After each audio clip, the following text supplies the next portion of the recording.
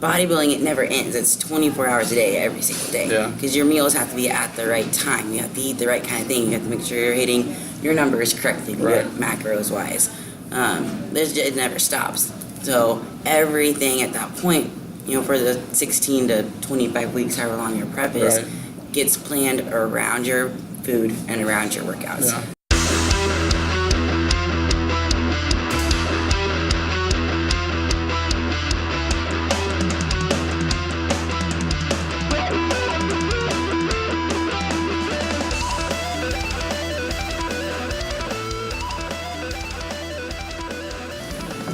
This is Chris Crosby with the Unbroken podcast. I'm really excited about my guest today, and I'm pretty excited about where we're at. We're at Panera Bread. Sarah May Skinner. It's me.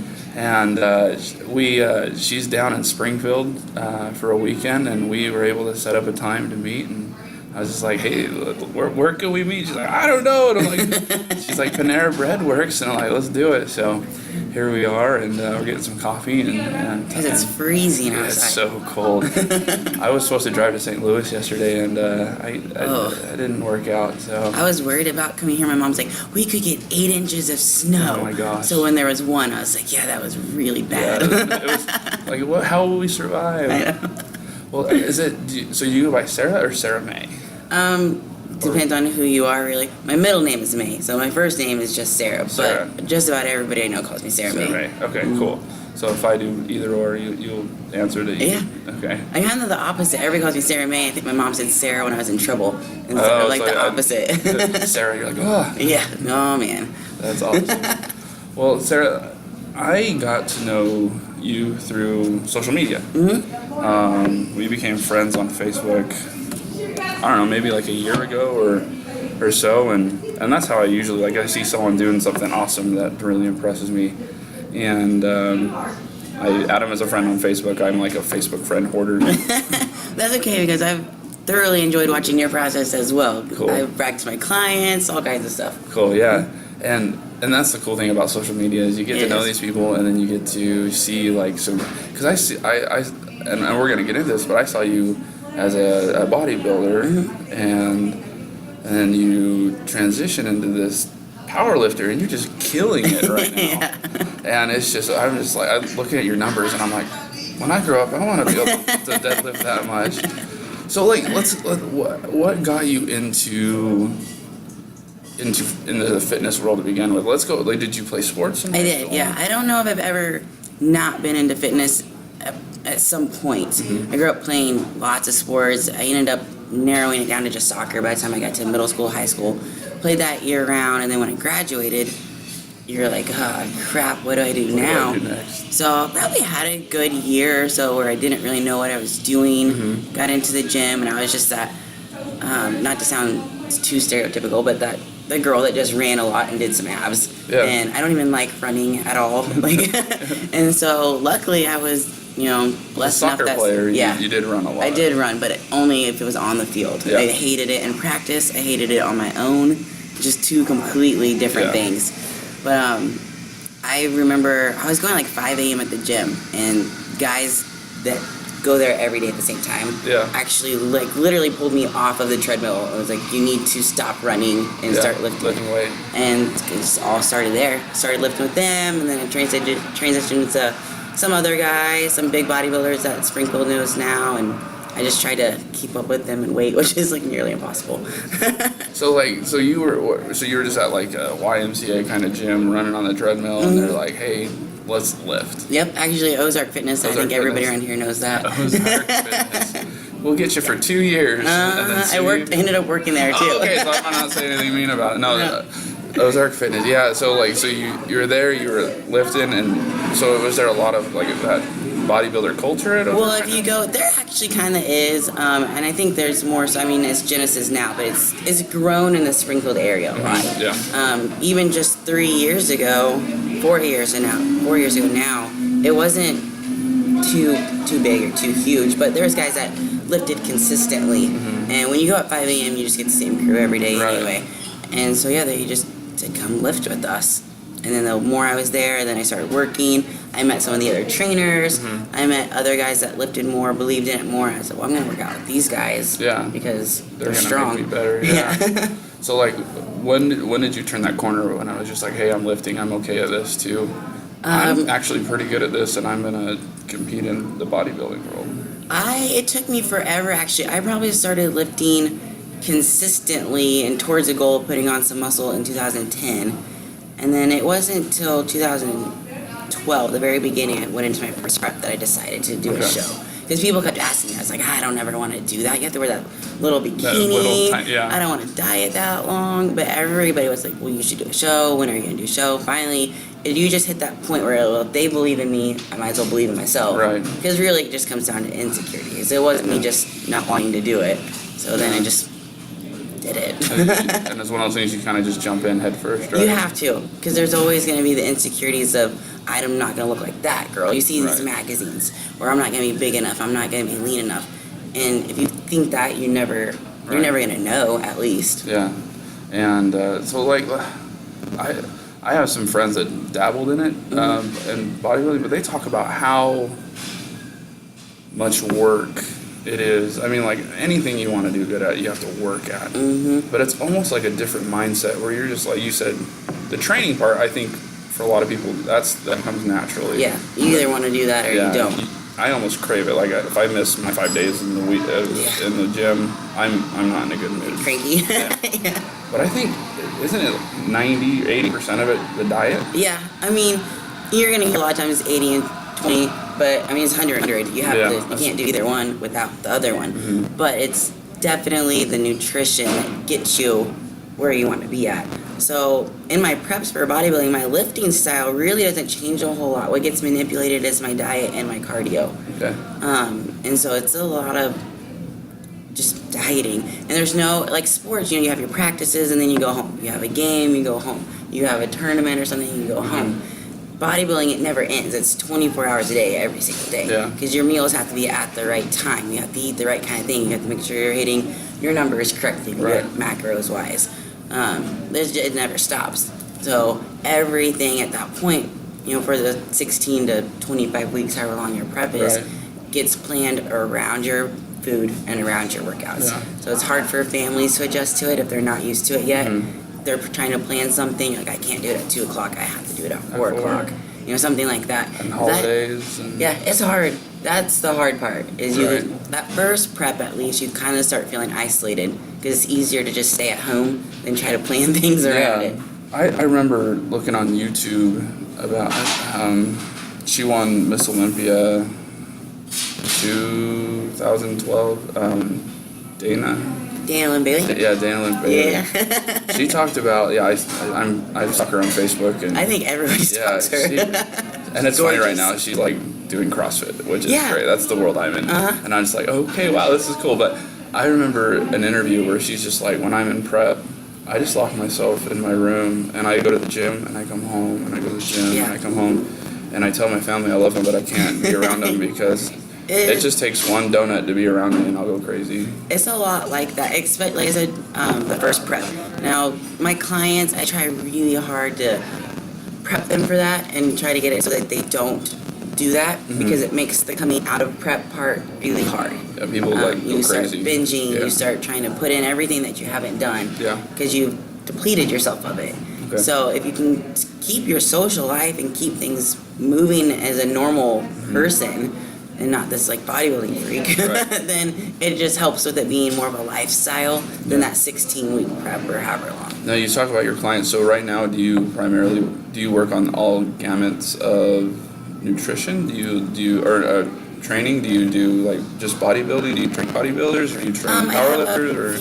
Most of my clients are just one-on-one weight loss clients, or just want to be healthier.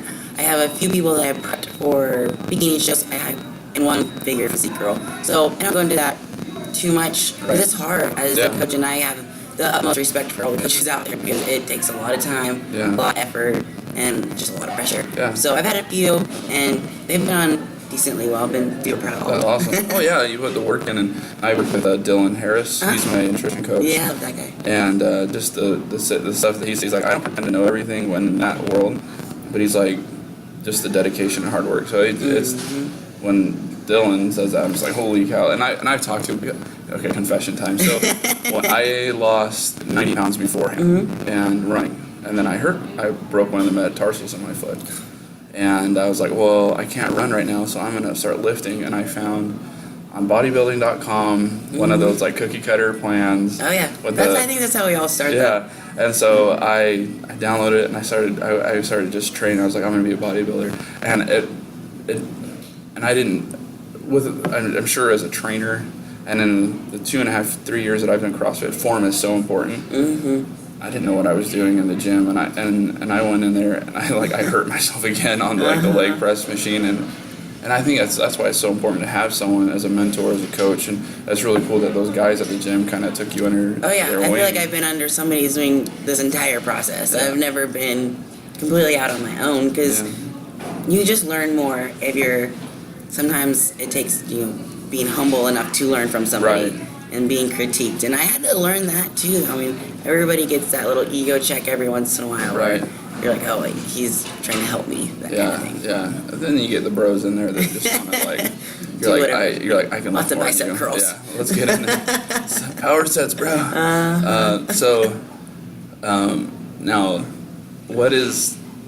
Now, what made you decide to go from bodybuilding to the world of powerlifting? Because I mean, like, you're still in that same gym, you're still working, but was it just like, hey, I want to put some size on for bodybuilding? No, it's actually because the bodybuilding didn't work for me, which is my fault, really. So it's another humbling moment I've had in my journey.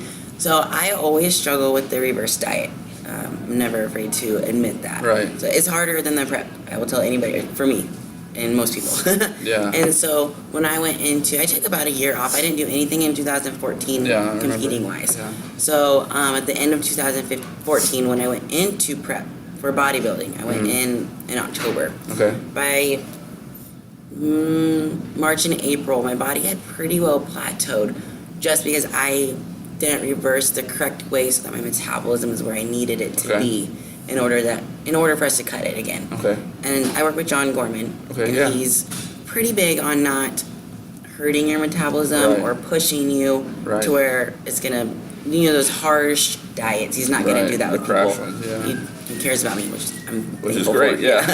And so we plateaued, and I just wasn't really going anywhere. So we took about a month, and finally he was just like, this isn't going where I don't think we're gonna be able to do this year. Okay. And was that devastating? Was so mad. I think that's probably the maddest / meanest email I've ever sent him. I was like, no, I'm gonna do this one way or another. Do not doubt me. That's exactly what I said. Yeah. I said, don't underestimate me. He said, that's the thing, Sarah, you can't push it if it's not gonna happen. Right. And so then it took me about 2-3 days to process it. And I said, well, I set out to do something in 2015, so I have to accomplish that. Yeah. And then that's when we decided to switch to the powerlifting prep instead, because I am strong. Yeah. And then it gave us a perfect opportunity to reverse a little bit, but keep me focused and have to make weight so that I stuck to what I needed to do. Diet, yeah. Now, you are super strong. Like, going from the bodybuilding, like, how was that transition of, I know you're still in the gym, you're still putting in work, but like, what was so take me into a day of like the gym as a bodybuilder, and then take me into the day of the gym as a powerlifter. With the bodybuilding, like we just talked about, it's all the diet, really. Right. So you go in, you do what I now call the bodybuilding workouts. You go in, you get the blood moving, you get the pump. Yeah. It's all an aesthetics type of feel and goal. Okay. With the powerlifting, it's all for the workout. It's all around your workouts. Yeah. It's all about different numbers. Okay. So the diet can be a little bit more relaxed, but if I go in to my workout and I don't feel good, but my workout said I have to hit 85%, I still have to hit 85% no matter what. When in the bodybuilding, if you didn't feel good, you still just go in and do something. Moved around, get some reps. So that was the biggest change, was that I didn't have to be quite as strict on my diet. I was able to enjoy being engaged a little bit. Yeah. Some holidays with my family. Right. But nothing to the extreme, because I still have to stay right around my weight. Right. But it was the workouts that were totally different. And there's just like bodybuilding, there's 1,000 different ways to do powerlifting programs. So I'm working with Christina Russell in the DUP program, which is daily undulating periodization. Okay. So I actually train 6 days a week still. Okay. I squat and deadlift 3 days a week, and I bench press 3 days a week. And that took a huge toll on my joints. That was the biggest. Yeah. 'Cause I'm in the gym and I've lifted, but I haven't lifted quite like this. Yeah. And it probably took a good 2 to maybe even 3 months for my joints to fully get acclimated, where I wasn't wanting to just cry because my shoulders hurt so bad. Oh, I know. Because I had to change my form too on my squat. I had to focus a little bit more on the form on my deadlift. I changed the form on my bench press, all of those types of things. And from the size that I had before, I didn't always work on the mobility like I needed to. Right. So to get into that position, I just put my shoulders at really weird positions. Right. But that was probably the biggest change I can remember going through, was just waiting out for my joints to catch up. Mm-hmm. Yeah, I remember my first squat progression that I did, and it's like you squat 3 days a week. Mm-hmm. And I remember just like, by like week 4, I was just like, what am I doing to myself? That's what I said to you, like 3 weeks in. I was just like, oh my gosh, I don't know if I can do this. And I never say that. And I almost emailed John, like, what did I get myself into? And I said, no, I have to just stick it out and finish it. Just keep rolling. And then I got on a joint supplement, actually. Okay. I don't know if people know what Super Cis is, but it's the best joint supplement I've ever found in my life. Okay. And I might have to check that out, because my knees have been killing me. Oh, it works so well. And ever since I got on that, I've stretched more and did mobile work like I'm supposed to. Yeah. It's been a lot better. So how? Because I remember for me, because it was a deadlift, bench, and back squat program, and I deadlift with it, but I didn't do the bench just because, like, I wouldn't say it's like, if people tease you if you're at a CrossFit gym doing the bench press, I don't know. And so I was just like, people are like, hey, you working on your bro weight? I'm like, but I just remember when I was doing the squat progression, and I don't remember where I was going with this question, because I started teasing myself about the bench press thing. But so how did? Let's just start over. That's cool with me. But I just, when I record these, I don't even edit them, so people are gonna make fun of me on this too. So how? Let's talk about your fiance. Let's transition. So how did you meet him? Because he looks like because he looks like a pretty strong guy. Yeah, I actually I knew it's kind of a funny story. I knew his parents before I knew him. Nice. So his stepdad has competed in the past, and he worked with John. So he was on Team Gorman. Okay. In bodybuilding, you have teams also, because you get team points. And cool. So if somebody, whoever works under John is kind of a part of Team Gorman for the most part. Okay. And he had competed for 10, 15 years. He's also done powerlifting, so I have a great mentor in him. That's awesome. But so my first year of competing, he competed with me at the Mayhem in June, and then also at the Missouri in July. Okay. And his wife is what we call like the Team Gorman mom. So we do refeeds, if people know what that is. If we go work out, she's the one that's at home making all the pancakes for us to eat when we get back and stuff like that. And I had stayed a couple times at their house in Kansas City for the get-togethers, and I just really connected with them, and I called them my Team Gorman parents before I ever even knew Logan. And so then little did you know. I know. So then in July for the Missouri, they brought him down to watch the show and watch Brett and the rest of Team Gorman. Right. And I met him out in that parking lot. Introduced myself, and we became best friends from that. So that's awesome. Anytime he was, where did I find you at? I said, in a parking lot. In a parking lot. But we became best friends, and then he started competing also. He does men's physique, and it just kind of grew from there. And then I moved to Kansas City. Yeah, you did. And now you guys are engaged, getting married in just under 4 months, May 7th. That's one of the things on your Facebook, your statuses and stuff. You're just like, it's like all wedding now. Yeah, it's just like, I hit these crazy numbers and I found this awesome venue. Or something like that. Yeah, people are either gonna get annoyed of all my workout posts or all the wedding posts. I don't really have much in between. That's awesome. So now, does he do bodybuilding stuff still, or does he doing the powerlifting with you? He does more what I call the bodybuilding workouts. Okay. He does have some bad knees, stuff like that. And he's so tall. I always think tall people have it real bad in powerlifting. Like squat further, pull up. You have a lot further to go, yeah. Yeah. But he really likes, like, you've always been Bukowski a lot. He likes just getting that really good pump. So he does a lot more volume, high rep kind of workouts than what I do now. But he slowly transitioned into kind of incorporating some of the DUP into a little bit of his workouts to add some more size. But he won't ever, I don't think, do a powerlifting meet. I think he'll stay with the men's physique. Okay. Yeah, it's funny, like, with my wife, she was a runner. Well, when my first time around losing the weight, I decided I was going to run. Mm-hmm. And she was a figure skater. She was a... that's impressive. Yeah. Like, how they do anything on the skates, I don't understand. We went to the ice skating rink the other day, and she did this, like, spin where she spun around 1,000 times on one foot while the other foot was out, and she was grabbing the tip of it. And I was like, you did a spinning pistol on ice. I can't even grab my foot standing. Yeah. So on skates and then spinning, it's not happening. But, and I was just like, I'm married to that. Everyone, look at, but that's when you brag for sure. Yeah. But she was a figure skater. She never ran, and so when she saw that I was trying to run to lose weight at 330 pounds, she's like, well, why can't I run? And so I was training for the 5K, and then she was just like, well, can I do it with you? And I was like, yeah, that's fine. And she won her age group, did it in 20 minutes. And I was just like, well, that's ridiculous. She's like, I kind of like this. I mean, she ran like one time before that. And next thing you know, she's running half marathons, a marathon. But she did that to be in my world.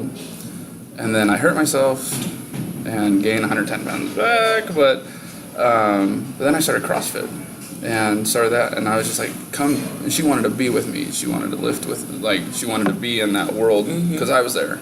And now she's a CrossFit coach, and she's competing in RX like competitions and stuff. So from Facebook, it seems like she does very well. Yeah, she's and it was funny when I was thinking about doing bodybuilding because she's naturally pretty cut, and I was just like, you should do that. And she's like, and I think the same thing as you. She's like, I don't want to wear that tiny thing up on the stage.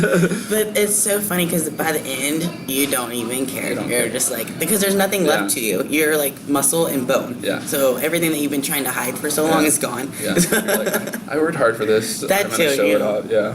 But then you get in that world, and it's completely different than what you think. Because normally when you see somebody in like a bikini and on these magazines or on TV, it's a sexual thing.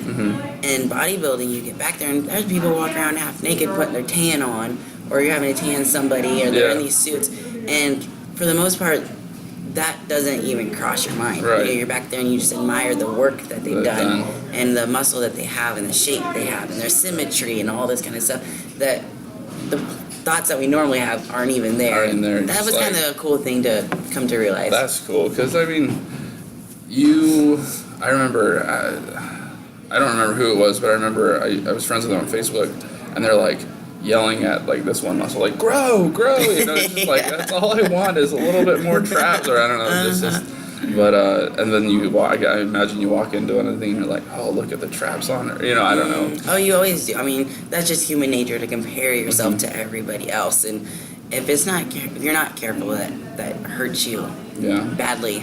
To see somebody else, you're like, well, plus we never see ourselves as how we look anyway. Right. Like we can get really lean, and we're never gonna think we're lean enough. When we get big, we never see ourselves as big enough. Right.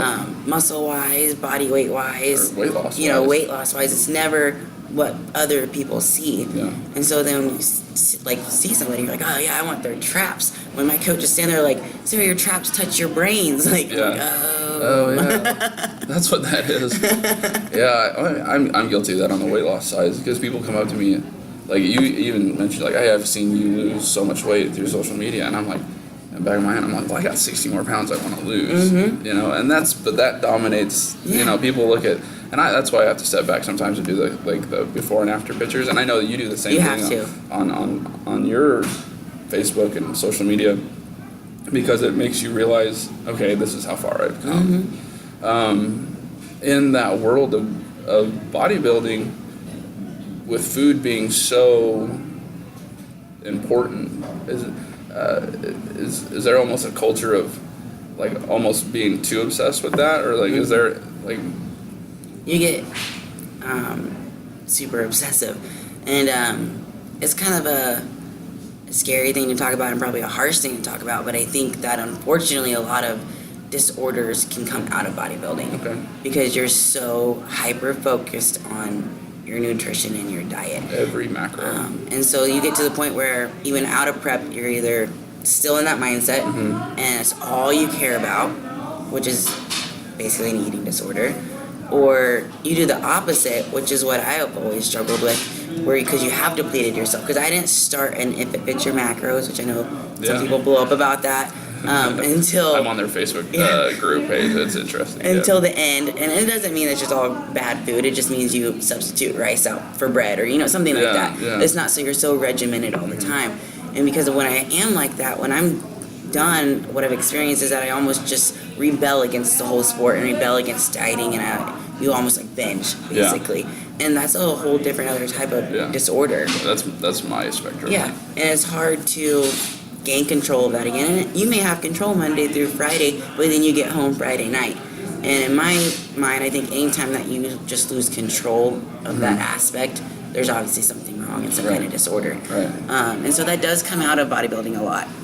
That's a negative side to it, I guess. But if you can find a good balance, then you're good to go. That's one thing that Dylan kind of preaches to me a lot. Like we focus on macros, but he's like, if you fall off the horse or if you get right back on. But is there like in that bodybuilding or even powerlifting? Like I know powerlifting is a little bit more lax, but like, is there a way to be able to have like a cheat day, or there's no cheat days in? I normally do a cheat meal. I know a lot of my team, they say pretty strict on the refeeds, I think, and maybe even if you get your macros up high enough, you could do a refeed and a cheat meal, or if your macro, like Logan, for example, my fiance, he has a crazy metabolism. He's like one of those people that we all hate. My wife, So his macros are so high that he almost has to use what we call not clean food.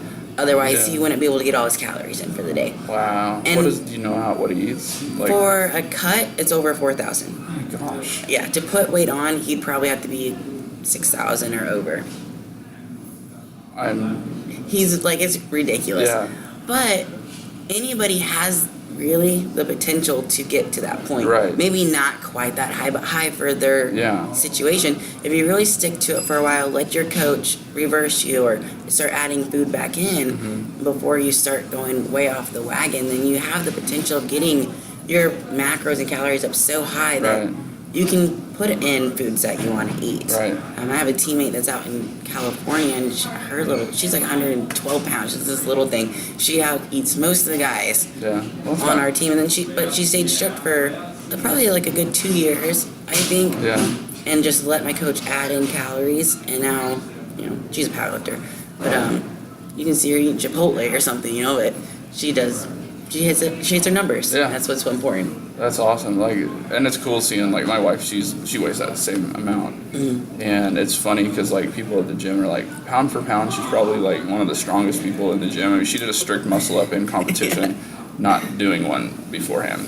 Just having that control. But it's just cool seeing someone that's just like tiny like that and just so stinking strong. I know, that's how my teammate is. She blows me away because my numbers are cool when you say it.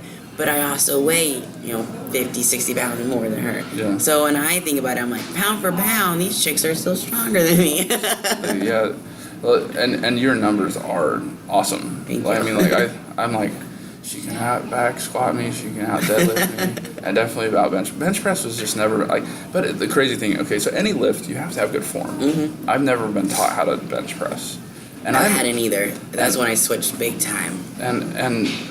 And I actually, one of the competitions I'm doing actually Saturday has a bench press in it, and it's not a 1 rep max. It's as many reps as you can get in 2 minutes at 135. Okay. And I can only do like 25, and my friend did 36. He's like, you want to know why you can't? And I was like, well, I'm not strong. He's like, you can clean as much as I can. You can jerk as much as I can. You can deadlift as much as I can. There's no reason you can't be. But he sat there and tweaked my form and stuff, and I was able to get a few more reps. Yeah. And it's just with little tweaks where he's like, tuck your feet under. I mean, it just like... You get power from your hips still in the bench press, which you don't think about. You think it's just a chest movement. Yeah, I was just doing it strict. All of the movements that he just listed that you're equally strong, or the more hip focused ones. But yeah, you get your power from your hips still in your bench press. Which is crazy. Yeah. Like I remember in high school, like our coach would be like, all right, just bench press. And I'm like, okay, Yeah. Thunder, and I didn't learn technique, and that's the I don't think most of them know technique. Right, they're just these bros that did it, and Oh yeah. and Learn how to throw a football. You're good to go. yeah, and I'm a history major. I'm gonna get flack for that one. My brother-in-law, that's my brother-in-law right there. But I just like did your numbers on your bench just like go through the roof, or? Yeah, they went. My squat flew up once I learned how to do that correctly. Do you do like a high bar, low bar? I switched to a low bar. That's why my shoulders had to catch up and get acclimated. Because I used to squat high bar. Okay, that's what I do. But yeah, moved that down. My bench press, I got the arch, and I still don't have the best arch. We're working on it. But I see some people on YouTube where it's just like their arch. like they don't actually have a spine. Yeah. I don't know if I'll ever get to that point. I think like there's like a 14-year-old bench pressing like. Yeah, she's know what I'm crazy. talking about? Yeah. She has a long blonde hair. She's like Russian or something. Just more than I can. At 14. I watched her. She bench presses more than I do. Yeah, it's crazy. That bench press form was kind of tricky. We tried a couple of different ones out, figured out which one worked best for me, and I don't even know if it's like an actual form, because everybody I talked to was like, you do something really weird with your feet, and I was like, I thought that I learned that off of YouTube. Like, I don't know. I thought that was normal. Wow. So I don't know, but it works, and I get a little bit of hip power. It's something I still actually have to work on, is not just isolating like, the press, but trying to use my hips to get it the press. That's the cool thing, like, because I like digging into like the technical side of lifts, like, because my favorite lift right now is the snatch, and just I was able to match my snatch PR in a EMOM. Like every minute on the minute you had to lift, do a 1 rep, and then add weight. And for me to hit, I mean the CrossFit, like if some people in the I would die. I'm not gonna lie. If I went through a CrossFit workout, you would find me dead on the floor. But it's so addicting. Like once you do it once, you're just like, oh, okay, that's what that's like. I haven't tried it, but I will admit that I'm addicted to watching it.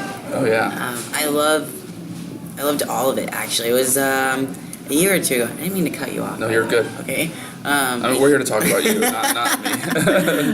It was like a year or two ago. You guys had one of your games. Is it called games? Yeah, or like competitions, or like there's a CrossFit Games, which is on ESPN. That's like the big one, yeah. I try to watch that too. Yeah. But it was at the Battlefield Mall.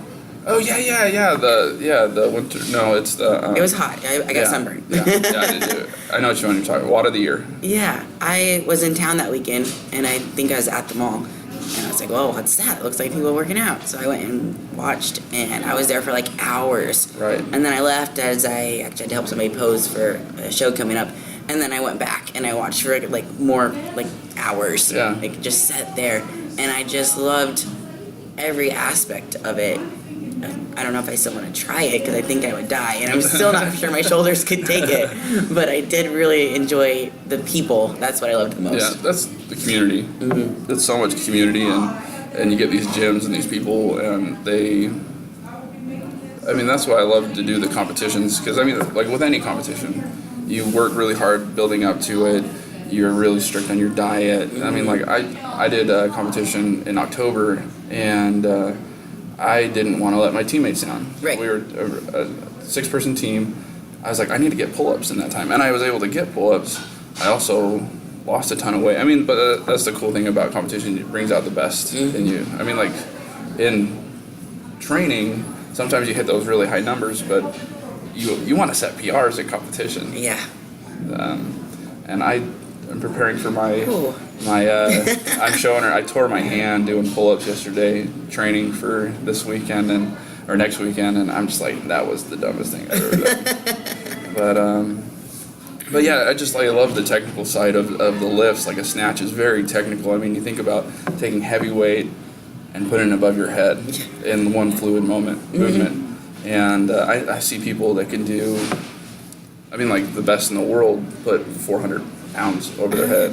I've been watching Dylan. He's been putting up some videos, and especially where he was a year ago or 2 years ago whenever he got sick to where he's at now, and and I know him back when he did bodybuilding too. Yeah. And so I've seen him transition, and I mean, that dude has always been strong. Right. But he's just been such an inspiration. Or Justin Olds out in Joplin. I know him from the gym here in Springfield, and I watch him, and he's, just phenomenal and crazy. And that's somebody you need to have on here. Justin Olds. I don't know if he ever listens to this, but I'm going to call him out. Yeah. He is the most positive, uplifting guy I've ever met in my entire life. You'll get lots of yelling on here. Good. You're gonna want him to hold the microphone down here. He makes everybody happier. I love that guy. Awesome. And watching his videos, he's started 1 or 2 CrossFit gyms out there. Jomo, yeah, I know that him. gym. Justin Olds. Jomo. I will have to look him up because I love happy, positive, upbeat He's the people. best. Like, you can't find him. He's like jumping over tables all the time and stuff. So Yeah, CrossFit was right up his alley. If there's a table that needs to be jumped over, He's there. He's there. That's funny. That'd be awesome if we jumped through over a table in the room right now. He can. He jumps over like really high stuff.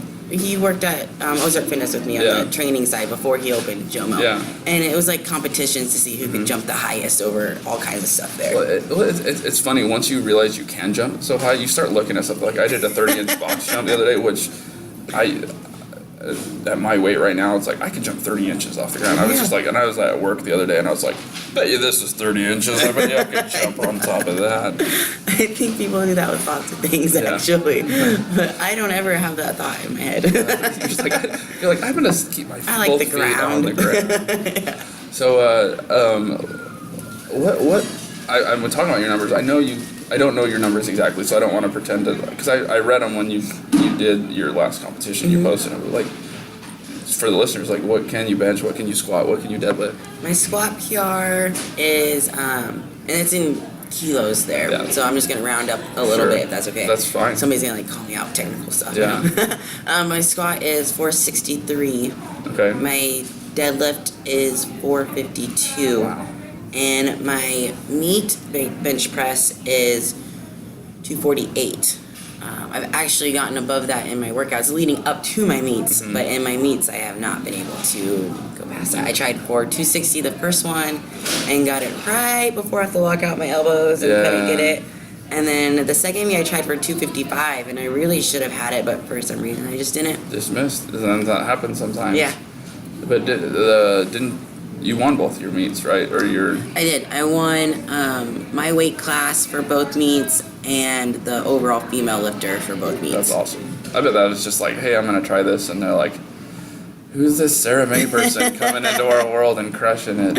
That's I mean, not selfishly, but goal oriented, I guess. Maybe a little of both. That's what I wanted. Yeah, make some noise. Yeah. Come in swinging. I wanted to try to make myself at least be the name where people are like, oh, she's gonna be at this meet, because I have girls that I think that about too. Yeah. And they're just, you never know who's gonna show up, so you never know what could happen. Yeah. And I could have some 13-year-old girl that out bench presses me and beats me. From Russia. Yeah. In Mother Russia, I lift you. You know, it's just like, they start that when they're like 2, I think. Oh my gosh. Like my son, he's 9, and I really want to start teaching him lifting. Because he's like his mom. He's just tiny frame, but he's just strong. He was doing 20-inch box jumps for fun at the gym the other day, just pogoing them. And I get anxiety attacks trying to jump on anything. Like I would get anxiety watching him. Like I have that nervousness about kids. Apparently, I didn't know I had that till recently.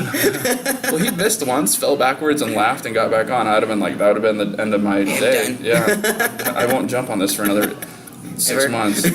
I was doing box jumps in a competition and ended up catching my foot and did a cartwheel over and landed on my head. Oh, Lord. But I got back up and started jumping again. I mean, you're in competition, right?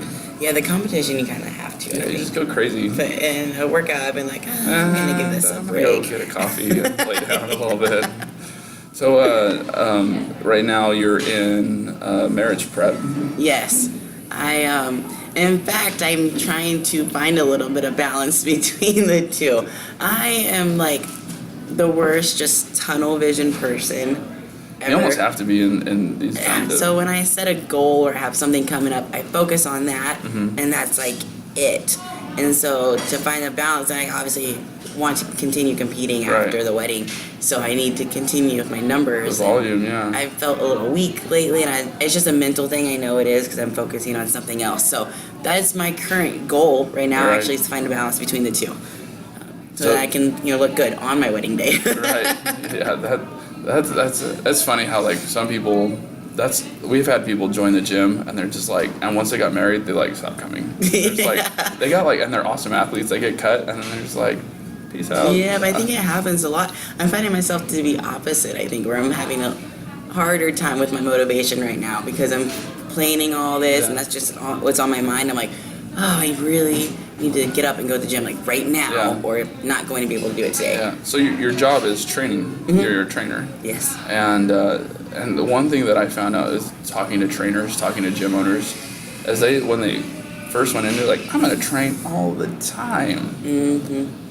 And what I'm finding out is them finding a few minutes to train is like... It's hard, yeah. I have 10 minutes. I'm going to do something real quick. And then on top of that, you've already been there all day. And doing that. And so that part of you that is kind of normal wants to go home and lay on the couch. Right. And maybe take a nap because you've been up since 5 a.m. 5 a.m. But you just kind of have to tough it out, I guess. So, because I train in the mornings, and then I go back in the evenings. I think most trainers do. That's just the split that we have. Right. And so you have to really put that workout in right in the middle of the day. Right in the middle of the day. Which luckily that's when the gyms are not very crowded. No, except for the beginning of the year, right? Even still, 2 o'clock, it's not too bad. Not too bad. 5 o'clock, not a pretty sight. Every treadmill is taken. Every treadmill is taken. Yeah. That is true, but luckily I don't really touch those too often. That was funny because when I first started losing weight, I took a boot camp class at the Meyer Center, and there was a couple guys that were bodybuilders up there, and one of them came down to do the boot camp class, and all the other bodybuilder guys were like, "That's way too much cardio." They were yelling down at him. All kinds of cardio jokes, and I cracked those too. And it's just funny. It's just like the mentality is like, what do you do for cardio? I lift the weights faster. Like anything, I like walk to Walmart or something. I don't know. Walk across the parking lot. Yeah. Walk across my house. Well, when I started that bodybuilding program, it was like, okay, you do cardio twice a day. I was like, okay, and I was doing, I was a runner. I ran a marathon before. That's how I broke my foot. I ran a marathon. I was like, oh, okay, cardio twice a day, and he's just like, all right, it's Chris Gethin's program. I don't know. I just remembered his name, but he was just like, he's like, okay, walk 20 minutes in the morning, and at night walk 20 minutes, and I'm like, that's not cardio, but it is in their world. That's cardio. Yeah. And so I go out and walk the streets in my sweats, and I'm like, people are like, who's that creepy guy walking around? Hey, everybody. But, just patrolling the neighborhood. Just walking around, nothing creepy. Just doing my cardio. Yeah. So when you train people, do you normally do you do all the gamuts? Do you do diet, nutrition, and lifting, or what's? I do the nutrition. If they kind of purchase that with the training. Now, of course, my clients, I always let them know it's not like I'm not going to answer questions if I don't actually write their diet out. So I try to help them as much as I possibly can. I want them to succeed, and it helps me also. Right. And so I have some where I've written their entire nutrition out. I have some that just answer questions. I have some that prefer Weight Watchers, stuff like that. I always give them my input on some of the diets that they try out. Right. But it's not my decision ultimately, so I just support them in what they do. So mostly I just do the workouts, and I pretty much stick to just good strength training, not necessarily the powerlifting. I pretty much use what I've done before this point. Okay. Some of the bodybuilding workouts. I have a couple guys I throw in some of the power movements in that I think can handle it, have the good form. I know their knees can take it. Right. That kind of thing. They've been doing something for a while. Yeah. So say if I came in as a client, how would you start off? Because I had 2.5 years of CrossFit. But so how would you approach and this is kind of on the spot, but how would you approach someone and say, hey, I want to start bodybuilding. Yeah. What can you do to help me? I would just put you on a normal split. Yeah. I'm really I guess you could say basic, or I like the old-fashioned. Right. I'm not some kind of fad follower, I guess. And not that I'm saying new things don't work. I just know that if the old works, it's been working for such a long time. So I'm going to put you on a decent split depending on how many days that you plan on working out. Some of them are going to be with me. Some of them are going to be on your own. Okay. I help you know the lifts, that kind of thing. So it would be more of like that bodybuilding workout, the pump, focus on what body parts we need to see the biggest change on. And then given your CrossFit style, I'd probably still throw in a little bit of like a plyo workout or a HIIT workout to keep you interested. Yeah. You gotta keep that keep you intrigued. Yeah. All right. And that's funny. That's the cool thing is about I love that world of CrossFit because it's just like I'll go do 2 workouts in a night. I'll do like the Metcon, and then I'll stick around and I'll do like a strength workout afterwards.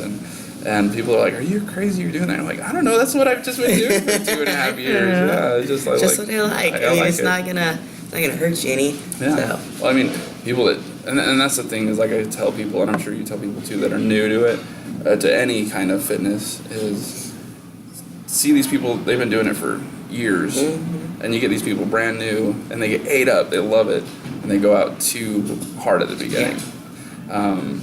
Now, I always ask people, what is the top 3 things you would give someone that's, because the podcast is the Unbroken podcast, and we talk about weight loss, fitness, and lifting. And the cool thing I feel like about the bodybuilding world is like weight loss, you're controlling your diet, fitness, I mean you're and then weightlifting. So like, what would you do? Like, what 3 advice would you give someone in that kind of aspect of that world if someone came and asked for your top 3? Number 1 would be to find what you love to do. What I see on Facebook a lot, and most of it's just jokes, some of it's not, and you probably get like the butt end of this on CrossFit. Yep. Is that people, bodybuilders think only bodybuilding works, powerlifters think only powerlifting works, and CrossFit, they're in their own world, and so there's people making fun across. There's jokes, there's comments, that's not going to work. This is a fad, you're going to get hurt, or this is a joke, And the thing is that it's all going to work. It's all about that person being consistent. Yes. And so, and each person's different. Like, I've really found my niche in the powerlifting because being strong is what got me into it in the first place. Right. That's what I love. I love putting up bigger numbers. So find what you love and do that. Stick with it and just go with it. The second one, because that, like you said, it keep you interested. You find a love for that. You have to find your niche, what you love. And it could be CrossFit, it could be bodybuilding, it could be powerlifting, it could be running. Right. We were saying you're cracking about running and cardio. Some people really do love it. Yeah. It's not my thing. Yeah. But I like a different look than runners. Yeah. But there's a lot of people that don't like the look of a powerlifter and what I have right now. So just do what you love to do. Yeah. And the second advice kind of ties into it, to not listen to everybody. And when you do find something, find that trainer or find that coach and just listen to them specifically. Yeah. Because what you find a lot is people, they have a coach, but then somebody's like, oh, well, you need to do it this way, or that's not going to work, or, well, you're doing your water load wrong. I was told that once, And so then they start like, well, I need to do it this way, and I need to do it this way. And they start changing it a little bit. Your coach, your trainer, they have a system, but it only works if it's on their system. Right. And if you try to plug somebody else's in, it's not going to mesh well. Third advice, I don't know, be smart and have fun. Back to the form thing, don't hurt yourself. But enjoy it. Enjoy the entire process, because there's always going to be parts of some kind of prep or some kind of diet that's not going to be fun. You're not going to have the best days. But if you make it that habit, I always say it's like brushing your teeth. You're like, not every single night do you want to get up and go brush your teeth right before you go to bed because you're tired, but you do it because you've done it your whole life, you're supposed to. That's and you want to keep your teeth, right? And workouts are the same. There's days that you don't want to, but you do it because you want to stay healthy and it's your habit. Yeah. So just tough the hard days out and Yeah, enjoy the process. Enjoy the entire process. Because some people, like, I'm guilty of this. I remember the first time I wanted to lose weight. I was just like, I was watching all these videos online, like Ben Davis and certain people that just lost over hundreds of pounds. Mm-hmm. And it's a 5-minute montage. It's a highlight video of all their highs and their lows, and you tear up. And I was like, I wanted my 5-minute video. Yeah. But I was looking forward to here's my before, and I wanted to get to that after so fast. Yes. And I didn't enjoy the process. And this time around, I feel like it's taking me longer to lose the weight, but I think it's because I'm enjoying the process a little bit more. I'm not just focused on the weight loss. I'm focused on getting a lot stronger. Yeah, that's that balance part. Yeah, and I'll have a weekend where I'll go out with the friends, or I'll. And you should. Yeah. You know. And as you said, enjoying the process and making it fun. And I tell my clients that too. I mean, unless you're in a prep, you know, like a bodybuilding prep, or the last couple weeks of powerlifting, you have to make that weight. When you do have to cut all of that stuff out, there's no point in my mind to always cut all that out. Obviously, it's a moderation. Right. You can't go excessively, drinking or out or lots of cheats or anything like that. But if you have a family event, like, enjoy it with your family and then just get right back on it. Don't put them through something that they don't want to go through. Don't show up with your Tupperware and be like, I love you guys. It's still your life. Yes. And this shouldn't define you. Right. Now, is there anything you want to share or shout out to anyone, or any sponsors or anything like that? Or no, I actually don't. I don't have any sponsors, but I will give a shout out to my coaches again. Yeah. Because I've talked about them. I've worked with John Gorman since 2012, and that guy is just amazingly brilliant. He's doing all kinds of crazy stuff right now. He's hooked up with First Form. Nice. He has Periscope. He's doing some podcast stuff, I think, also. We'll have to get him on the podcast. You should, yeah. He's just this nutrition guru. He's simply amazing. And not only that, like I talked about him not letting me go further in my bodybuilding prep because he cares about me. Right. He cares about each one of his clients. And I just love that man. And then my programming is Christina Russell, who's also a coach for Team Gorman, and then has her own training called Real Life Resolutions. She's up in Iowa. Okay. And she's done figure, she's an IFPA pro, and she's done powerlifting. And she is just so smart. That's awesome. I wouldn't have gotten anywhere close to those numbers without her and her workouts. And her husband, Tyler, too. I think he helps a little bit. That's cool. So shout out to them and the rest of Team Gorman. That's great. Because I love them all. If people want to follow you, how can they find you? Sarah Mae Skinner will probably find me on anything. Yeah. I have Facebook and I have Instagram. I'm not a Twitter person, basically because it just really confuses me. I don't. I have Twitter accounts, but it just feels like it's just one more thing. Like, I do Facebook, I do Instagram, and I do Periscope, Snapchat, but it's just like Twitter just felt like it was one more thing for me. I just don't understand it. I feel like everything's backwards. I don't know. People are gonna be like, "You are dumb," but I just didn't get it, and so I have it. But you will never see me post or tweet or whatever it's called. So basically, just Facebook, Sarah Mae Skinner. You can find me and send me a friend request. I guess I'll always approve it. Yeah. I have Instagram. I do have a Snapchat, and I think it's also Sarah Mae Skinner. I don't use it quite like other people do, I think, but you'll just get lots of pictures of my dogs. Yeah, I mean, and that's what I do too. I send like a picture of my dog and then message my friend, "Hey, how are you doing today?" And like, I see so many pictures of your dog running. I know. I don't have kids, and it'll be a long time before I do possibly have one. So it's just the dogs. I have Ox and Nala. That's awesome, and they are a big part of the family. They are. Yeah. The biggest part, probably. The biggest part. Well, I really appreciate you taking the time. I know you're about to head to Kansas City, and I am going home. Going home, and talking, and we'll definitely try to have you on again. And this was like the fastest hour of all I know time. we're at 53 minutes, and I know you're trying to get out of here, and we're actually they have this room reserved back here, so we're cutting it a little short, but yeah, we're just running business around here. Yeah, we're just taking over Panera Bread. But well, thanks again, Sarah. Thank you so much. I thoroughly enjoyed it. It was a blast, and I look forward to seeing you crush more meets and getting stronger, and hopefully we'll talk you into maybe trying some CrossFit next time you come down. I do need to try one. Yeah, just try, and we won't. The easiest one that you have. We won't make you It do doesn't Fran have a or lot of anything like the running. that. Yeah. I've heard about that Fran. Yeah.